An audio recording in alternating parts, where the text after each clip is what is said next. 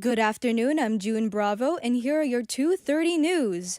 An elderly man was seriously injured in a crash in Surrey. Surrey police said the crash happened along King George Boulevard about 3 p.m. Monday when a northbound vehicle struck the male pedestrian. The man has been hospitalized and police are investigating what led to the crash. Police are asking witnesses and anyone with information to contact them. The Granville Bridge reopened this morning after a major disruption starting late afternoon yesterday. The city closed the bridge during rush hour due to what they are only calling an incident. Police say that the incident is not criminal. It opened just after 2 early this morning. Buses are operating on schedule. Two people have been arrested in connection to an extortion-related shooting in Surrey that happened last month. Surrey police say a home on 87A Avenue was shot at and received exterior damage. Investigators identified a vehicle, leading to a search warrant in a home of two suspects. Both say both men were foreign nationals. A former Mountie has been charged not guilty of acting on behalf of the Chinese government in a plan to coerce a multi-millionaire to return to China to fraud charges. Canadian Press's Naira Ahmed shares more. A BC Supreme Court judge has doubt about the nature and extent of former Mountie William Miker's actions, noting that the Crown failed to prove beyond a reasonable doubt that he committed any of the alleged acts. The former RCMP officer was accused of acting as a proxy for Chinese authorities as he prepared to convince the Canadian resident to return to China in 2017, an allegation brought under Canada's security legislation. The accused lawyer said in closing remarks last month that the Crown's case against his client was purely circumstantial. Naira Ahmed, The Canadian Press. Parts of Kamloops have been without water for more than a day. Officials say residents of Rose Hill and nearby areas continue to not have water after efforts to fix the water main. A restriction is in place for nearby residences to preserve supply.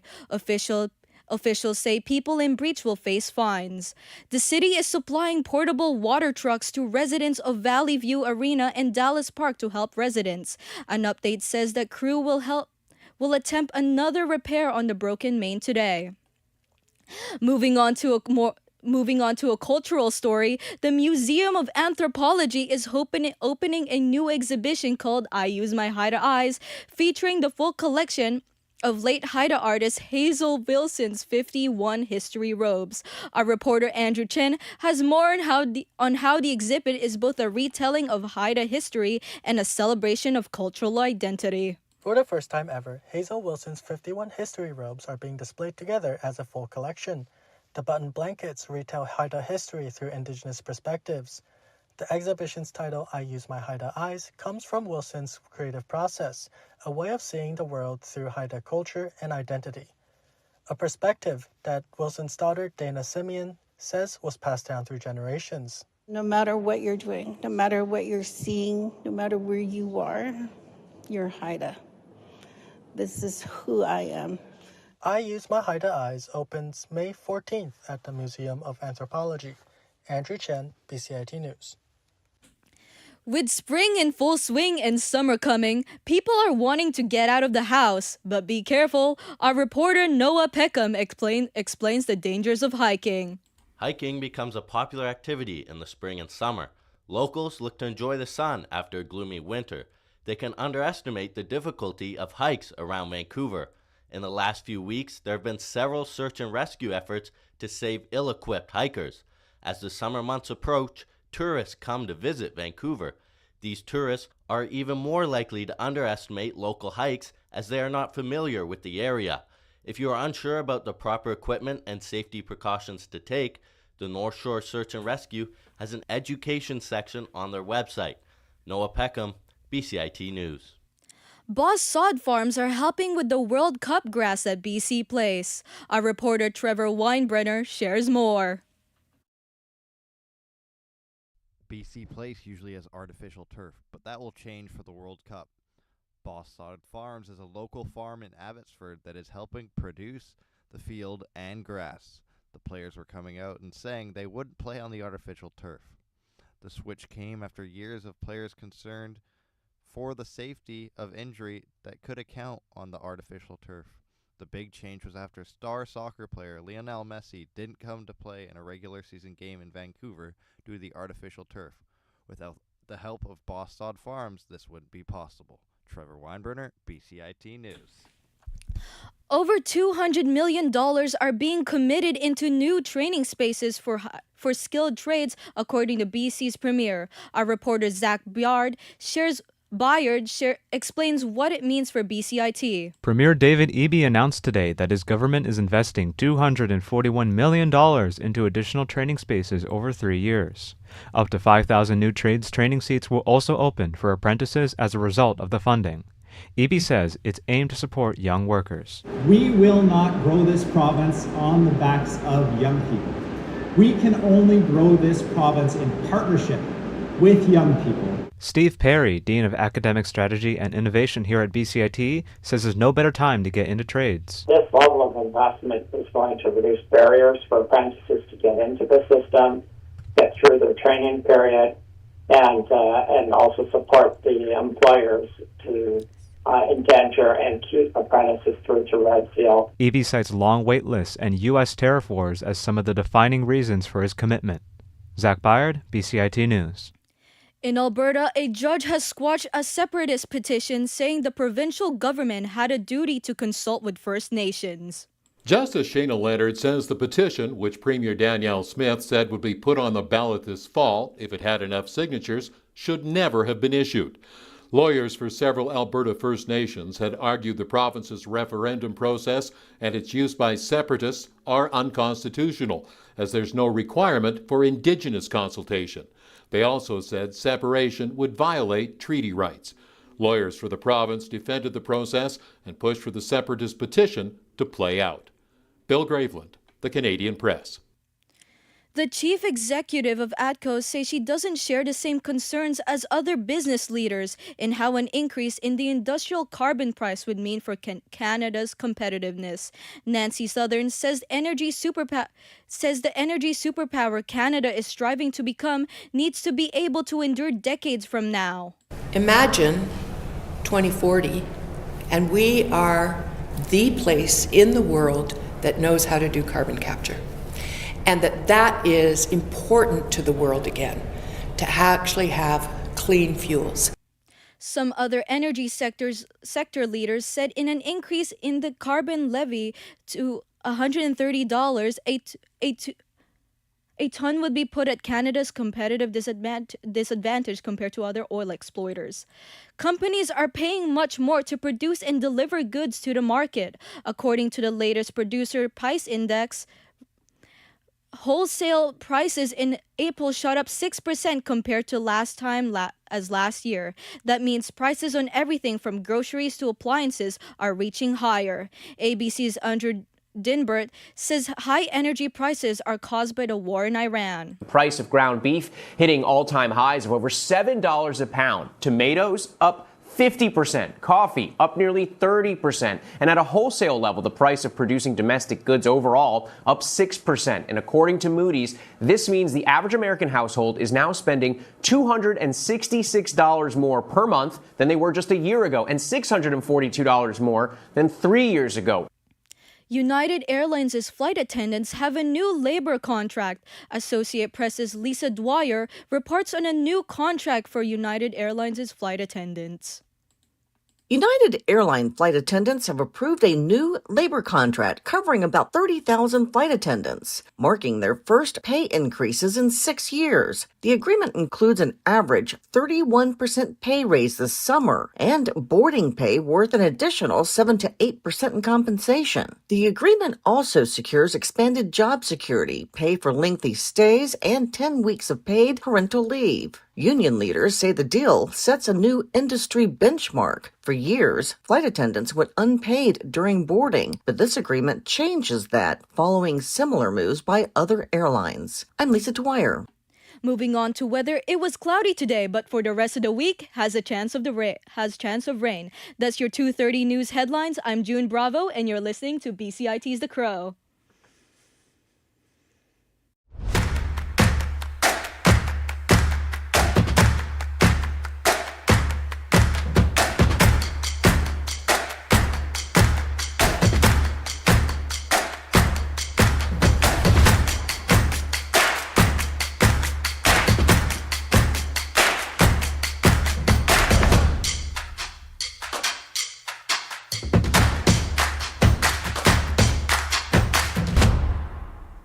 everything is changing to digital. Everything is online. People aren't just waiting for the 6 o'clock news anymore. People want their news right now. They want to be able to go onto their smartphone, onto the internet, and see the news that they want to see.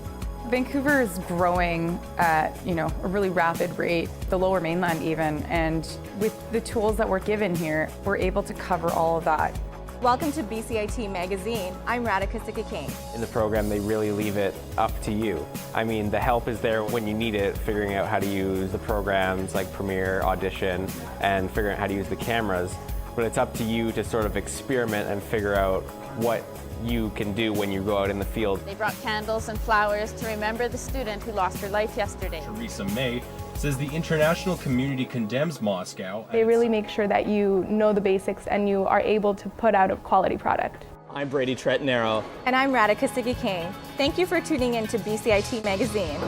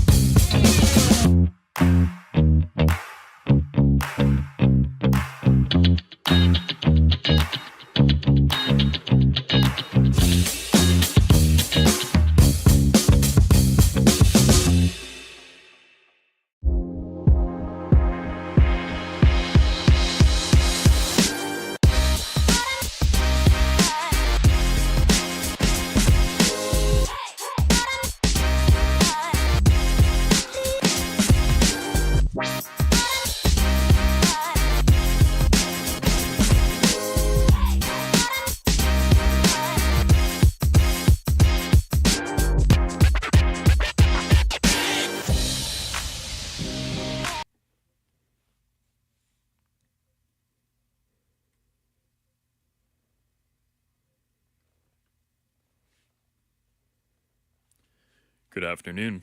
I'm Garrett Rosel, and these are your sports headlines. At 5:30 today, the Whitecaps will face Dallas FC at Toyota Stadium. While they still remain in Vancouver at the moment, a Las Vegas ownership group has submitted a bid to buy the Whitecaps. This ownership group is backed by millions of dollars. Predictions have put the odds of the team locating at 50-50. It has been stated that the reason the Caps are moving is because the team takes home 12% of matchday revenue. This is among the lowest in the MLS. Fans of the Whitecaps have been protesting and voicing their disapproval of them moving. Premier David Eby has joined the fans. He stated that he does not believe a decision has been made to relocate the Caps. Ravi Kahlon, who is the Minister of Jobs and Economic Development, has also given his thoughts. I don't want to set up expectations that it's some sort of like there's going to be white smoke coming out of the convention center. This is an important conversation that we all want to have. Like-minded people that want to find a way to keep the team here. And moving on to the CFL, the BC Lions have signed 3 players to their roster: receiver Caden Robinson, offensive lineman Brock Bethia, and defensive lineman AJ Pina. This came after the Lions cut 12 players. For baseball, the Toronto Blue Jays will face the Tampa Bay Rays at Rogers Centre, Toronto. Griffin Jacks of the Rays and Dylan Cease of the Blue Jays are the starting pitchers. And the Mariners from neighboring Pacific Northwest city Seattle are set to play against the Houston Astros in an away game at Dakin Park. Now to FIFA. With the FIFA World Cup coming to Vancouver, tickets have been selling fast, but there are still spots available as long as you're willing to pay the cost, with tickets going up $3,735 for Game 16. In hockey, the Minnesota Wild are set to play against the Colorado Avalanche for Game 5 of their second round of the playoffs. Minnesota is facing elimination today. Mackenzie Blackwood is the starting goalie for the Avalanche, and the Wild doesn't have a starter yet this round. Also, the Montreal Canadiens will face the Buffalo Sabres tomorrow at 4 p.m. in Game 4. Despite losing 3-2 against the Sabres yesterday, the only Canada team left in the playoffs has not lost faith in fans. The two teams are tied 2-2 in the round. Matthew Schaefer of the New York Islanders has won the Calder Memorial Trophy in the NHL's Best Rookie. The Canadian player was given this trophy while being interviewed on ABC's Good Morning America. And in basketball, the Detroit Pistons will play against the Cleveland Cavaliers today at 5. This is for Game 5 of the semifinals as they are currently tied 2-2. Steph Curry of the Golden State Warriors has made it clear that he's not giving up on his team. He still has a desire to win another championship before he retires. Despite being 38 and suffering from runner's knee in the past, he is still going strong. Curry is currently a 4-time NBA champion. While no exact date has been publicly confirmed, the NBA is set to announce its MVPs soon. The brand new WNBA team, Toronto Tempo, is set to play against the Seattle Storm. The New York Liberty will play a game in Portland against the Portland Fire. As for the Canadian Elite Basketball League, the Vancouver Bandits has signed Shaden Smith. He is the second Bandits player to be of Filipino descent. He says that this step is extremely important in his basketball career, a step up from playing for the University of Victoria. And in golf, 24-year-old Sudarshan Yalamarju from Canada will debut at the PGA Championships. He is from the Toronto area, and he taught himself how to play golf by watching YouTube videos without any lessons. After winning the Korn Ferry Tour last year, he became eligible to play in the PGA. From 101 yards, back hole location. Green really runs away here. Takes a big firm bounce and spins, and he's holding. What a shot from Yalamaraju. That's an eagle at the par 5 10th. The Professional Women's Hockey League announced that it will be expanding into Hamilton and Las Vegas. While this league is 3 years old and has 11 teams, it is gaining popularity. This is after the league gets a major American broadcast rights and corporate sponsorships. I'm Garrett Rosel, and those were your afternoon sports headlines.